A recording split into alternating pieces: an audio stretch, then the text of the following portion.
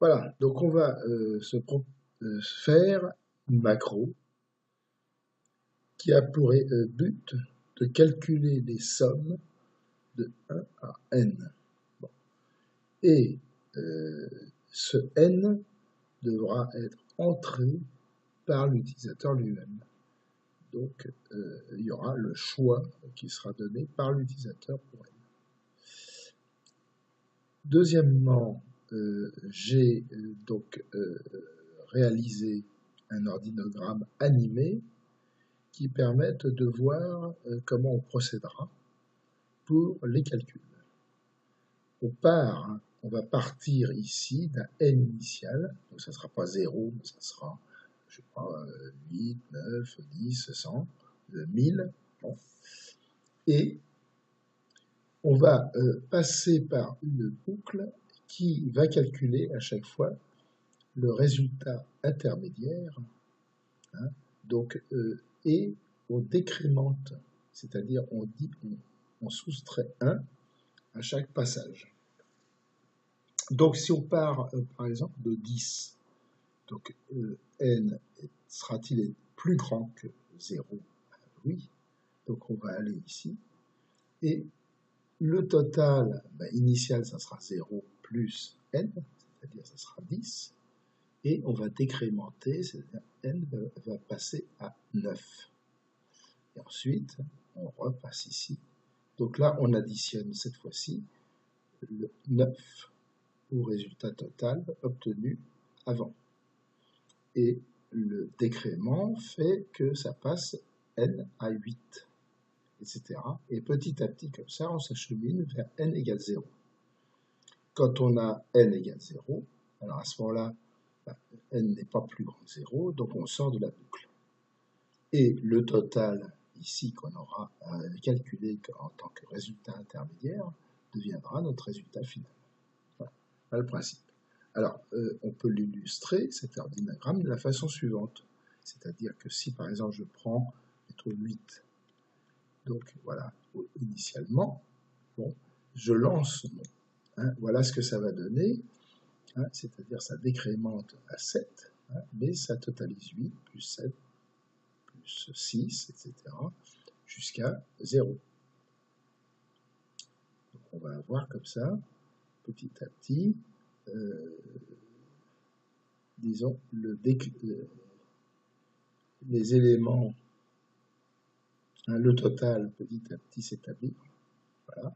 Et le dernier passage, il a lieu ici. Et donc en fait, on annonce à ce moment-là, total de somme 1 de 1 à 8 égale 36.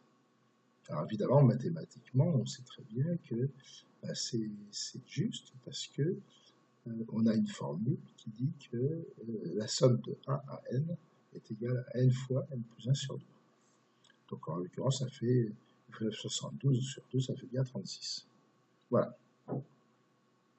Bon, il reste maintenant à réaliser le programme.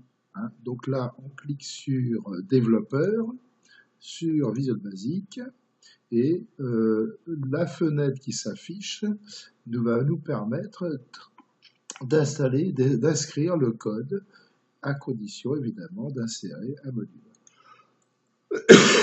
Alors l'option explicite correspond à une option qui a été choisie pour déclaration de variables obligatoires. Voilà.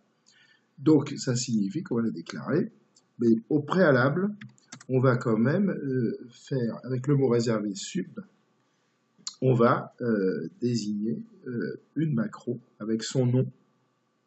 Alors le nom, on va mettre ce qu'on veut. Je vais écrire par somme, que ce soit le plus explicite possible, somme 1 à n, avec deux parenthèses pour recueillir éventuellement des arguments, ici il n'y en aura pas besoin.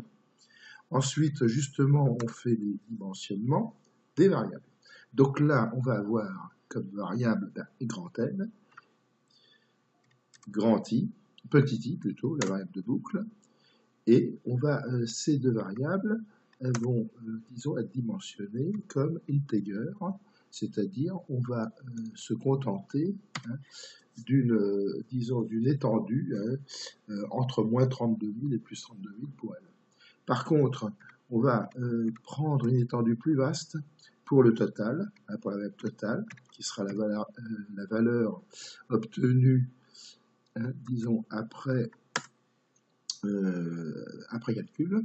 Et donc là, on va prendre longue, ce qui nous permet d'avoir une étendue entre moins 2 milliards et plus de milliards. Voilà. Alors ensuite, deuxième point, il faut initialiser certaines variables. L'initialisation, bon, ça sera par exemple, pour n, ben, ça sera la demande auprès de l'utilisateur du nombre lui-même. Bon. Donc input box, alors ça, quel n, hein, il pose la question, il répondra, ah, donc j'ai oublié le guillemet, il répondra, et cette réponse ira dans la variable n. Bon. Ensuite, total, ben, on l'initialise à 0, voilà, et on n'initialise pas, disons, la variable de boucle, puisqu'elle est initialisée dans l'instruction de boucle. Ça sera for i, hein, voilà, égale, donc voilà, c'est là où on initialise. Il y a n to 0, step moins 1, hein, puisqu'on décrémente. Voilà. Alors, ensuite, bah, on va faire une indentation, hein, pour que ça soit clairement affiché. Ensuite, eh bien, on va écrire total, donc ce sont les sous-totaux, hein, qui vont arriver, égale total, plus i, hein, puisque i portera n, puis n-1, puis n-2, puis n-3, etc. Next, voilà, et maintenant, à la fin, bah, il suffit d'afficher les résultats. Donc là, alors la syntaxe, bon, ligne 2, colonne 2, hein, pour n, hein, et puis pour le résultat, alors je me suis trompé ici, pour le résultat, ça sera ligne 3. Voilà. Même colonne, égale total. Voilà, terminé. Donc là, maintenant, on va la tester. Donc on lance pour lancer la macro qu'on vient de réaliser, voilà. On appelle via macro. Là, vous voyez, il y a moyen de faire des suppressions, modifications, exécutions. Là, on va exécuter. Voilà, il demande, donc on va mettre un petit nombre pour déjà la tester. Voilà, et on voit le résultat. Donc quand on est assuré qu'elle fonctionne, à ce moment-là, on peut aller sur des nombres nettement plus grands. On va prendre par exemple 10 000. Hein, pour tester en même temps la rapidité de l'exécution. Hein. Et vous voyez, le résultat il est quasiment instantané. Voilà. Ben, je vous remercie.